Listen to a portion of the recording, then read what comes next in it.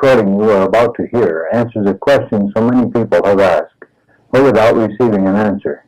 The communicator raised the question himself, wanting to know why Ishcomar didn't land or make the presence of his group known in some indisputable manner. It seemed reasonable that if the desire is for us to let others know the data we were being given, it would be more practical for them to make some sort of display which would leave no doubt in the minds of inhabitants of our planet that we have visitors from other worlds. In the normal course of reaching for Ishcomar, we had little in the way of interference, although it was not uncommon to plan a visit with one of our guests and have another arrive first. At the end of this recording, you will find a few words from others we contacted, so that you might hear the changes in the voice of the channel. The reason for this thought at this time is to explain the beginning of the recording. As we placed the call, our term for the communicator setting aside his mind so that the others could use his body, there was one who came in silence. Various adjustments were made to the physical body of the communicator, an event that had occurred previously several times.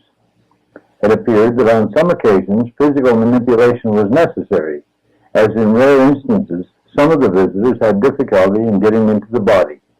At one time, one couldn't leave when he desired to, and it was explained to us the guest had gotten tangled in the body and had difficulty in getting out. The visitor, prior to Iscomar on this tape, which was made on January 10, 1968, appeared to have some difficulty, which caused the opening remarks you will hear.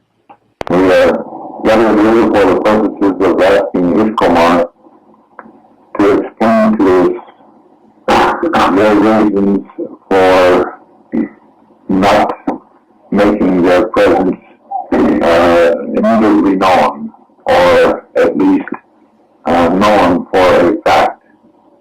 Can you repeat that for me, please? Ishcomar. Yes, I wanted to get it on the tape. We noticed you had some difficulty and I was waiting and you caught me a little bit by surprise. We had no difficulty. Oh, there was one who seemed to have difficulty and who made some adjustments on the body of the man to whom you speak here before you came through. This was not. We have called you for one question primarily. The man when you speak has asked if you will explain in detail for him why you do not choose at this time to make your presence known by means of some of the more spectacular ways that it could be done, or at least why you do not wish to have your presence positively known. The culture of your society is based upon precepts that have been developed through thousands of years of thinking and custom. You have an economic structure of your medium of exchange between yourselves, where we to make our presence definitely known beyond question. The structure will collapse all over your planet. Each segment of your society will be disrupted, as it will be, even though we have made great preparation and are now making careful preparations for our presence to be known. You are planning to let us know definitely. Is that going to come? It must be if you are to cooperate with us. I mean, me personally, your planet. Oh, I see. Yeah, I understood that from what you said before, and I understood that you were going to make your presence known at the time of the cataclysmic eruptions that take place. At that time, there will be greater peoples, both among your people and in the surface of your planet. Is there any time yet that you can give us as to when that may take place? We have given this. I don't recall it. It will occur within 50 of your years. I see. It depends upon the acceptance of your people, of our presence. However, in your mind must be the understanding. Our presence must be carefully made known. You have recorded this voice. Yes. You have recorded words, right, that have been given. Right? There are those who will accept and those who will reject. Yes. Because of the controversial nature of your people, only gradually will acceptance come about. That I understand. The other steps that we are making are bringing the knowledge of our presence slowly but surely to the surface of the minds of your people. And you are no doubt aware that I have submitted the story of how you came to speak to this man and the first two recordings that you gave us to one of the national magazines. It has intended progress to be done, I understand, some time ago, yes. No, well, it's been done, waiting for a reply from. I have one more question, and then a concluding thought. We contacted what is supposed to be a monitor in this area. From this monitor, they said there is a group of people that have been in the vicinity of this planet for about 50 million years.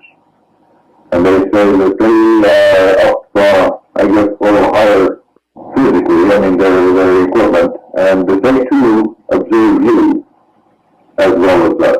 Are you aware of them? We are. Are they cooperating with the purposes of this planet in the same way that you are? Not identical. I mean, are they hoping to do it through cooperation? I have spoken to you 100 times about the other group. You said there were many groups, numerous groups. I have spoken about the other primary group, yes, and you are now speaking of them. I see. And the one that has this light in the sky that's up there, they have made vast changes on the surface of your world that have not always been beneficial.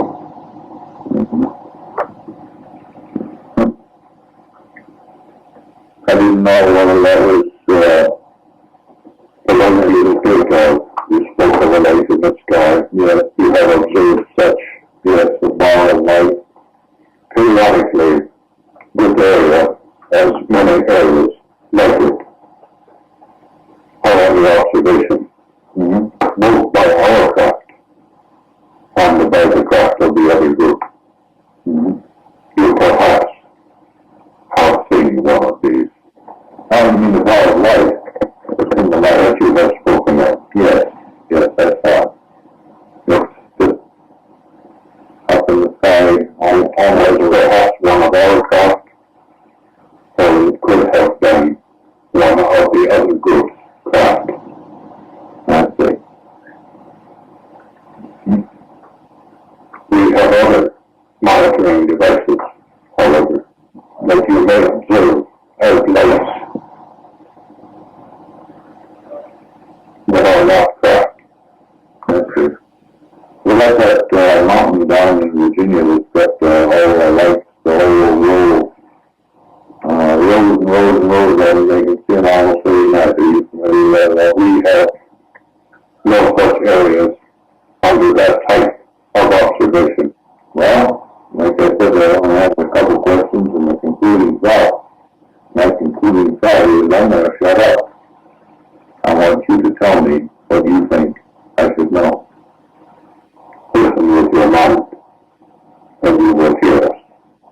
and you also hear the mind of your world, and you know of that which I speak. And I was going to say that does not allow me to play tapes, as I have been doing for other people to hear, even though I can pass the knowledge on to them. I would like to hear your voice. You may say that it was provided for that purpose.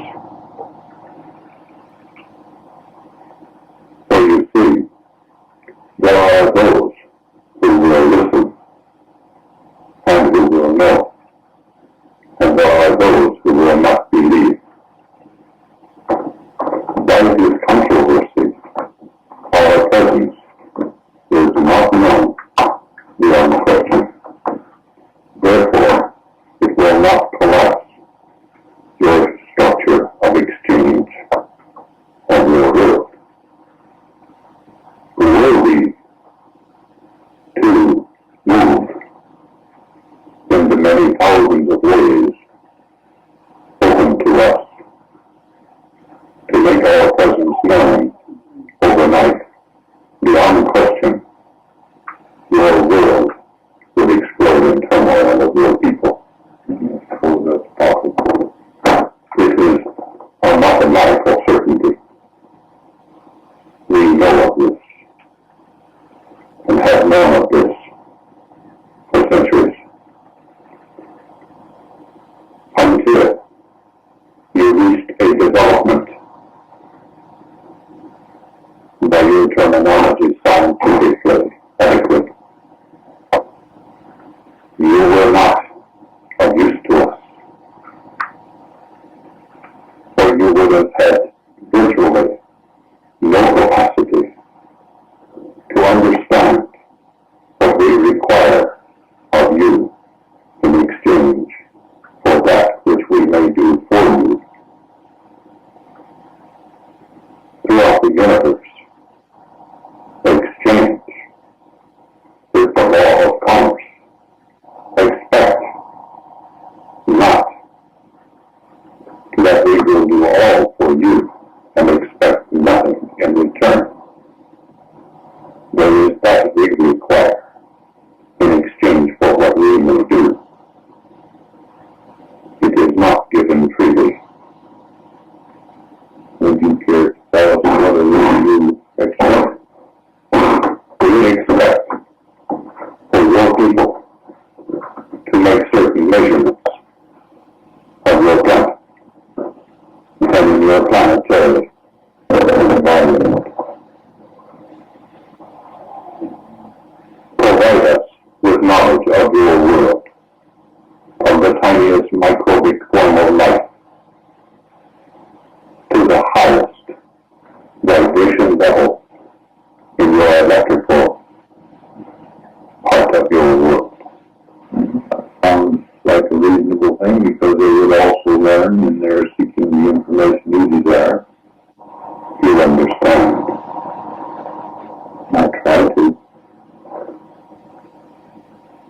You could not expect to have the knowledge of 5 million years in the short lifespan you have lived. Perhaps you may reach the state of development and acceptance necessary to extend your lifespan for that length of time. So far, I haven't had the desire for that. It will come with knowledge. Comes the desire for knowledge. Restricted time cycle makes that impossible. Only by a long lifespan may you acquire the knowledge you seek.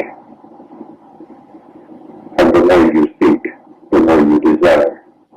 And never, in all eternity, will you learn all there is to learn. I understand. perhaps a day will come on some other world where you may speak to another on their level of understanding, such as we are now speaking to you. Do not understand. Yeah, I understand. That sounds like an interesting thing. I was thinking about it. Your mind has not expanded to encompass the idea in this meaning. What I said, you do not understand. You will in time. When am I going to go for a ride?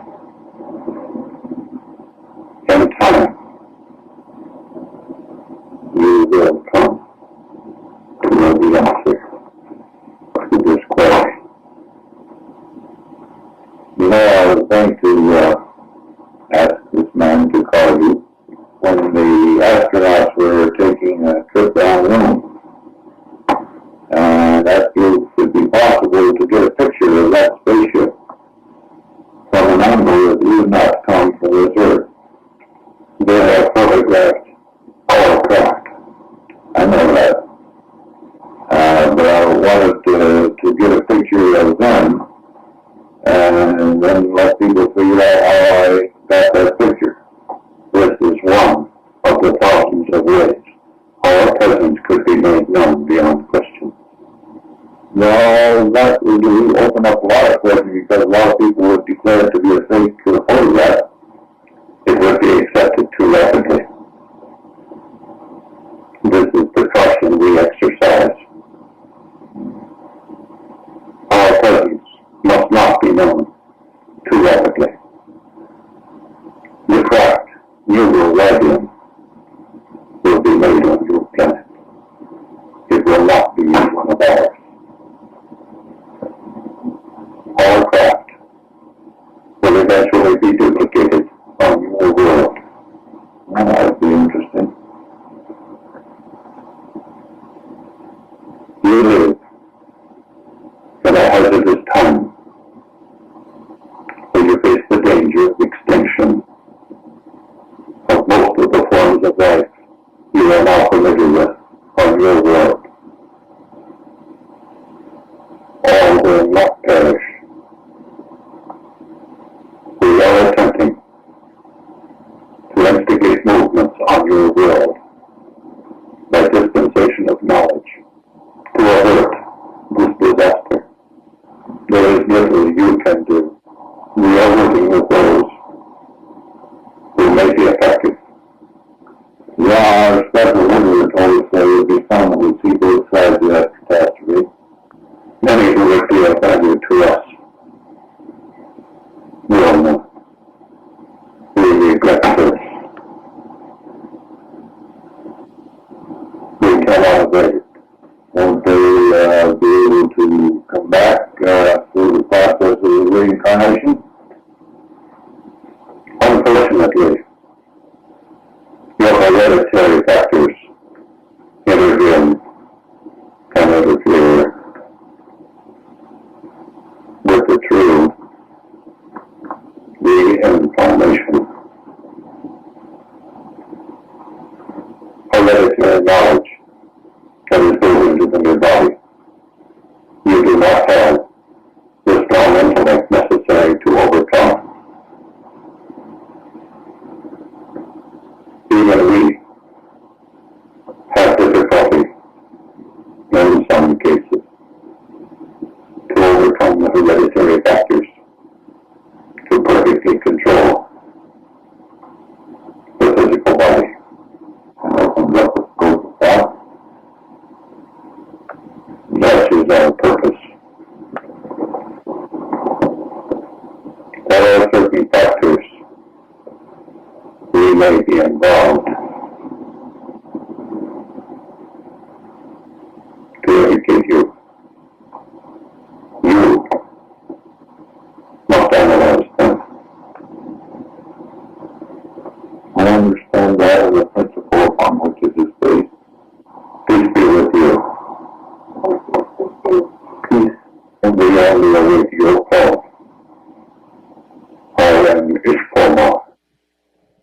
voice you will hear after this message is that of a priest who came to an Arizona mission in 1742. His tale is an unusual one which will be offered to you in the near future. In contrast to Ishcomar, whom we had to ask to blink the eyes of the channel, the priest did not open his eyes. You will hear him explain why he does not do so. You heard Ishcomar mention the communications we have had with our world mind. The voice you hear after the priest will be from that source, one we came to identify as our special visitor. The purpose served at this time is twofold: to introduce both of them to you, and to allow the opportunity to hear the voices. Remember, they are from the same communicator or channel as Ishcomar. I have a question. Why do you open your eyes?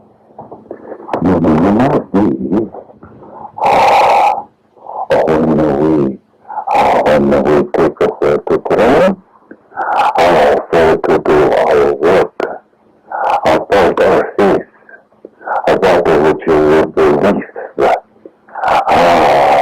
we will cover it. Your day, wondrous, it means, you have your day, we will have our time. And you know? Yeah. I see this thing with you are joining your day. Maybe I call that I want to say your day.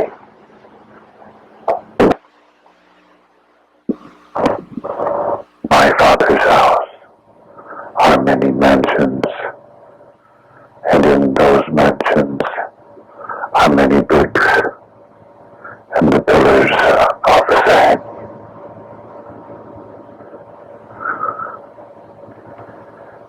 Maketh ye thine light, and maketh ye thine sound, and thou hast prepared thine own way,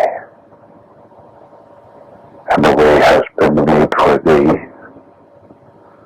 that ye may come us to.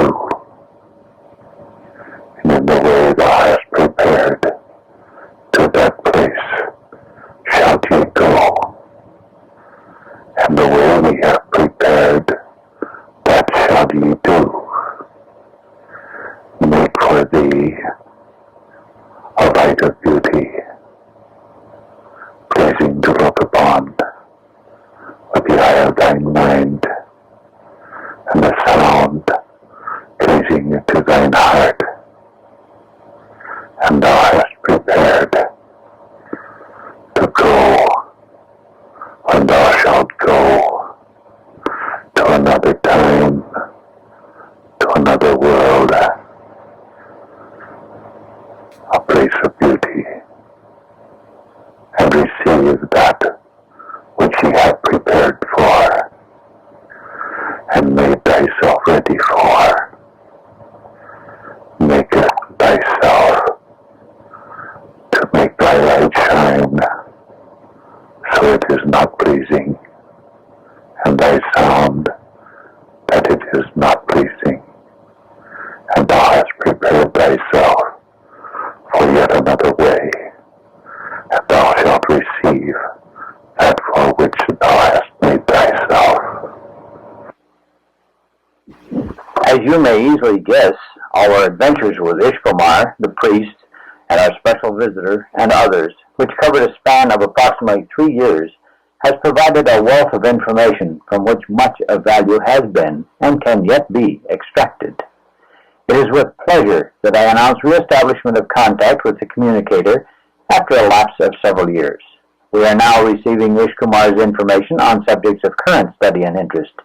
For example, dreams, astral travel, pyramid energy, the energies represented by colors, the Bermuda Triangle, and more. There are yet a number of communications of value to offer for your listening from the first 3 years. These messages will be combined so that both the foundation upon which understanding was built and the current structure may be offered.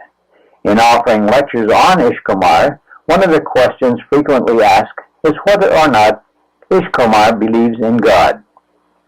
My answer to that is, not in the same way as you do, but recognition of a high creative force is part of the understanding communicated to us by Ishcomar. A future tape will provide what I offer as proof of this statement, the soul-stirring and unique presentation of Ishcomar's prayer. If you have found the thoughts presented in this recording to be of interest to you, wouldn't it be advisable to be certain you will be informed of each of the other recordings as they are released? Paradimensional Researchers, the organization for which this and other subjects are prepared, is a grouping of persons desiring to explore all avenues of greater understanding of themselves and the world upon which they live. Exciting experiments such as Curlian photography, pyramid energy, color energies and healing, and more are included. It is an organization of people who do things, with an annual seminar scheduled the second weekend of March in Phoenix, Arizona. Shouldn't you be one of us? Free details are available from Esoteric Publications, whose address is on the label of this cassette.